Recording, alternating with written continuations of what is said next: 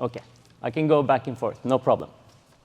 So at the moment, I work with making our new web page to make it a little bit more user-friendly. The last web page we had didn't really work. And what we want to achieve with the web page is to put in a lot of digital resources for you. So for you as coaches, but also for the assistant coaches, for the parents, and also for the kids. So we're putting in a lot of exercises. We're putting in the oppdragskort, how do you say that? Oppdragskort, anyone? Mission cards. And we're putting in a lot of exercises that the kid can actually do alone or with their parents at home. So we're trying to build a big database, and now we're trying to also make people use the web page. We saw the numbers before, they weren't really used, and that's probably our fault because the page didn't really work. So if you go into a page that doesn't work the first time, you probably don't go back. So if you've been there like half a year ago, you saw that the page didn't work. Try to go back now. Most of the things in our page there should work now. So the thing I'm working on now is actually linking the mission cards and the missions on all the levels with technical development. So we want to show you and also get videos from you guys on how we develop skills, the different skills that we need to do the missions that they have in the mission cards. So we want to link the technical stuff with the tactical stuff. And I'm really sorry I have to go a little bit back and forth here. I'm blaming Øyvind, of course. Øyvind? No, I'm just joking. Okay, so the question is technique important? And I want to show you this clip. This is a guy that contacted me this summer, and he said that I'm a really good player, and that's like warning light for me right away. He said, I'm really good, but I want my friends to come to the same level as me so we can have fun playing together. I was fine. Then I started playing with him, and he started playing some forehands. Oh, it doesn't work. Oh. And it looked like this. Okay, so I really like the start of his swing. It looks pretty like Spanish, you know, Western grip. Looking good, looking good, looking good, looking. Oh, what are you doing, man? What are you doing? And I told him, Tom, you play with the wrong side of the racket. And he said, no. And then we hit some more balls, and I went over to Tom, and I said, Tom, you play with the wrong side of the racket. He said, no way. And that was the first class, and I was like, okay, if he doesn't want to, you know, admit it, I'm fine with it, because we didn't have that much time. Next class, we come back, and I tell him, he said, I really struggle getting topspin on the ball. And I say, yes, I can imagine. I can imagine. I really want to develop topspin. And I say, sure, we can develop topspin, but I think you have to try to hit the ball with the other side of the racket. I didn't say he did anything wrong. I said, I think it's a little bit easier if you hit with the other side of the racket. And then his friend said, because you hit with the wrong side of the racket. And then he said, no. And then I filmed him, and he almost fell down. It was so funny. He really did not realize that he was playing with this side of the racket.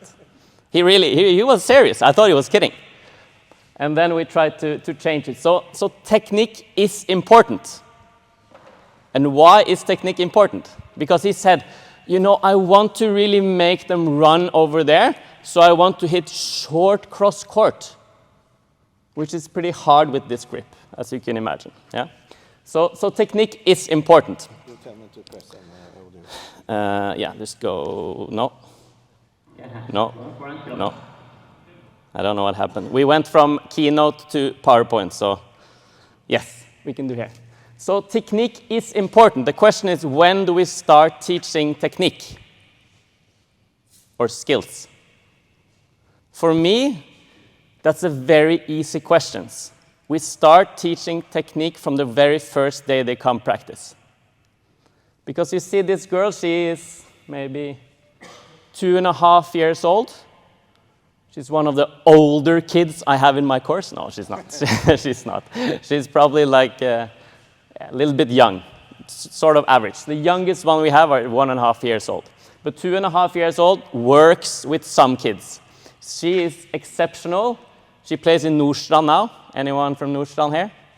Yeah, she plays in Nordstrand now. Yeah, really, really, really cool kid. I could adopt her like any day. She's so cool. Yeah?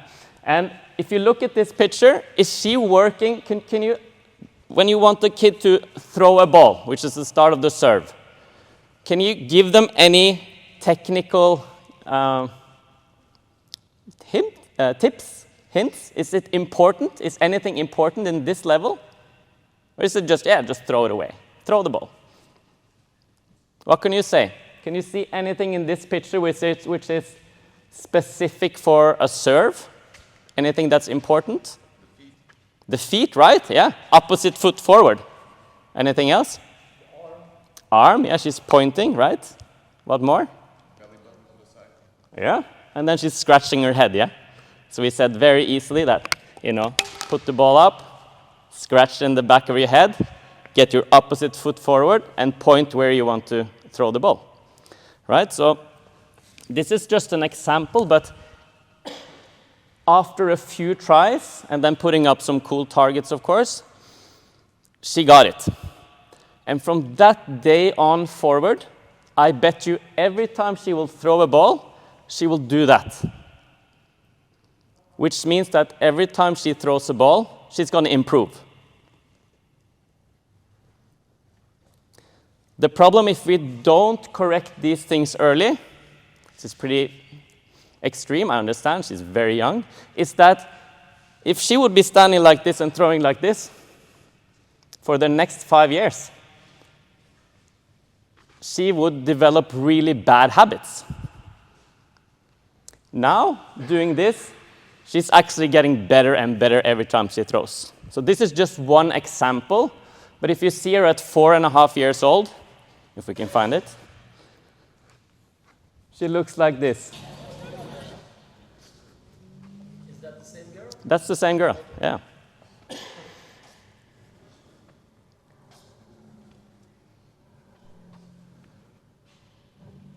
Right? And she had 10 balls, she made all 10 of them. But I don't want to spend your time, showing all 10. Okay, but did you do the one from the side also? If you see it from the side, No, it's not that. no, we didn't download that. You will see that technically, she's doing a lot of, like you were saying, with the inward rotation, she was doing a lot of things right, the way you want to serve a ball also. So just by, setting her off in the right direction, by playing and experimenting, she really developed into a really good thrower. And now I think she plays handball also. And all the goalkeepers, they're moving when she's throwing towards them, okay? So she probably developed a pretty good serve. Okay? Let's move on. Where do you want to go? I have no idea. Let's just do one. This is the next one, but Yeah, we go do that back one. to the other videos. No, it's fine. It's fine. It's okay. So, technical development, it sounds so hard, but it's not. And I want to start with how I develop the courses that we're doing for adults, adult beginners, because I think it's a good starting point for kids and tennis school also, and just show that it's not really that hard. What do we want the kids to look like when they finish red? We want them to have a solid foundation. And a solid foundation is easy. It's the same things I teach all the grown-ups in 4 hours in my weekend courses. And you can agree or not agree, but I believe this is pretty good and a good start. And we can, of course, add things and maybe also take things off. But very easily, when you play tennis, you need to have a good starting position. right? Anyone disagree? No? Okay. What happens? Ball comes to your forehand. Get the racket ready. Still agree? Most people? You can get the racket ready by keeping the racket in front of you, if you're playing on a very small court, or behind you. Still agree? Yeah? Okay. So from here, racket ready, down, move the feet, try to make sure both feet are on the ground when you get to the ball, make contact in front, and follow the path of the ball. That's it. If we can do that on both sides, then we're good. And then, of course, from there you develop more, but we have to start there. That's the foundation. If we can make every kid that goes out of red 3 look like this, and even maybe linking the backswing so it looks like this, I think we're in a good position. What do you think? I would like to see that. I would like to see that. But is it hard? Yeah, it is hard, of course, because they are kids, and we have to kind of trick a lot of them into learning, because some of them are mentally a little bit younger than their age, and some are a little bit mentally older than their age. So then we have to think about how we teach. So if they're mentally younger than their real age, we have to kind of play to get into and teach those skills. But if they're mentally older than their real age, we can talk about what we can do tactically if we can do this technically. Because we have to link technical with tactical. But if we go back to the guy with this beautiful forehand, you can see that tactically, what can he actually do tactically? Well, he can get the ball back in the court. He can probably play a short ball. That's it. Because his technique is going to make it very hard for him to do a lot of things and play a lot of different places in the court. Right? So you want to make sure that we have a technical sound foundation that we can build on. So it's better to make it simple and really good, and to make it really hard, and then only a few of the players can do it. You guys agree? Yeah, of course it's hard. It's kids. It's kids. Okay, cool. This was a little bit chaotic. So if we go back again, like I said, on ground strokes, you want them to be able to control the ball in front before they take the racket back and control the ball from here in front. And then you link it. But I see a lot of places where they start, okay, we're going to hit the forehand, so we're going to take the racket back. And then they can't control what's happening in the contact point. We want to control the contact point before we start hitting with more pace and speed on the racket.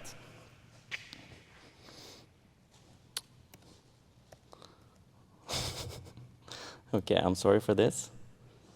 Let's see if I can find the next one. Okay, it doesn't really matter. Is feeding okay? You can find it. Is feeding okay in tennis school? What do you think?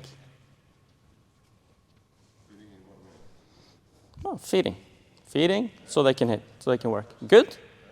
Yeah, I think so too. But many people come to me and they ask, is it okay to feed in the tennis school? Because we've been talking about the biggest benefits of play and stay was that two kids can play together so that we as coaches can move around and help the kids. But of course, when you want to work technically on some things, you have to feed.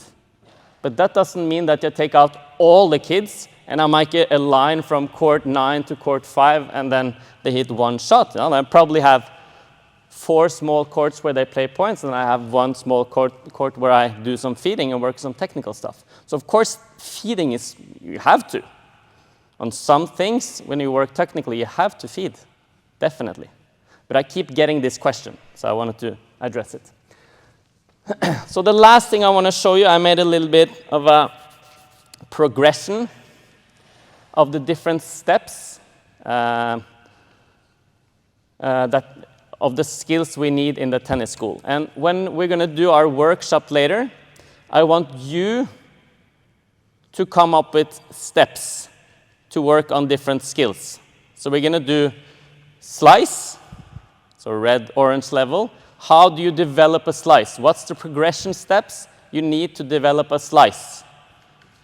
We're going to do topspin, and we're going to do one more, maybe serve. But I brought 3 cameras. We're going to have 3 stations, and I want you, instead of me, to say this is the way we have to do it. I want us to work together on this and find a good progression so we can all agree on this, on how we actually do it. Because I think all of us together are much better than me sitting in my sofa and trying to, develop the Norwegian way. Yes, you can start. This is just a teaser on that.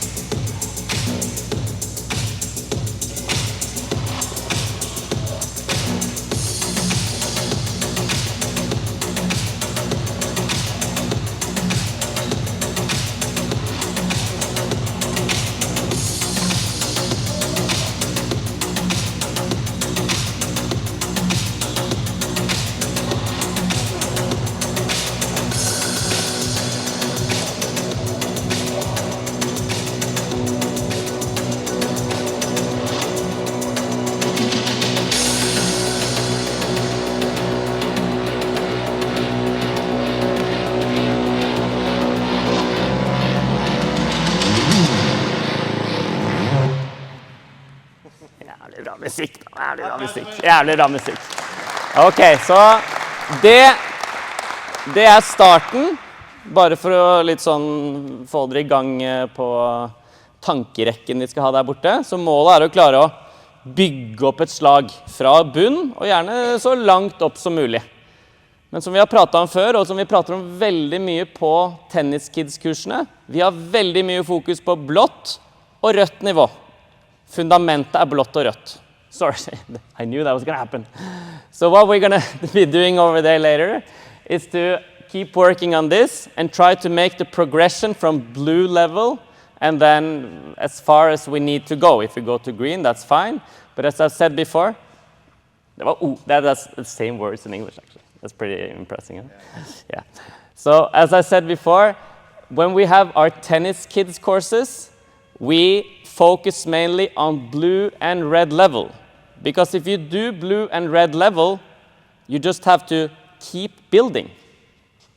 But what we see in many cases now, and also all the way up to the national teams, is that we see that a lot of the players, they have some technical holes that needs to be fixed. So we have to tear down what they have and start all over again, instead of building on what they already have. So we need a solid foundation that we can build a lot of skills on top of. And that's what we're going to be working on the workshop. And then they will also be able to ask you questions. No. Yes, ask questions, please. Okay. Yes. Now you give the microphone to Espen. Thank you very much. Okay. Thank you very much. Again for Espen.